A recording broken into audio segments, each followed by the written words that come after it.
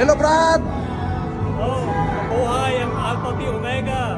Ito po ang inyong Brad, Jim Cordova, Pangulo ng Sigma North America, bumabati sa lahat ng Sigma sa Pilipinas at sa buong daigdig, lalo na sa Amerika at Canada. Tayo po ay sama-samang ipagdiwang ang ating 100 Isang years. siglo, 100 years. Isang siglo. Oo.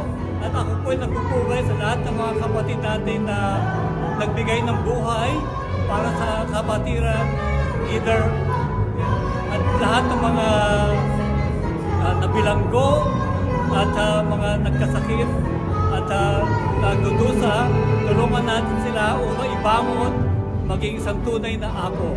Mabuhay tayong lahat. Mabuhay, brother. Maraming salamat. Welcome, 100 years. Andito na ngayon sa Wind Creek, celebrating 100 years dito sa Pennsylvania mismo. Kahapon, kanina, nag-ikot-ikot tayo sa Quantol, sa Lafayette College. At itong napakaganda tong na balita. December 16 ay holiday na, Apo Day sa Easton, Milestone. Maraming salamat. Bro, congratulations sa atin lahat. Salamat, bro. Thank you.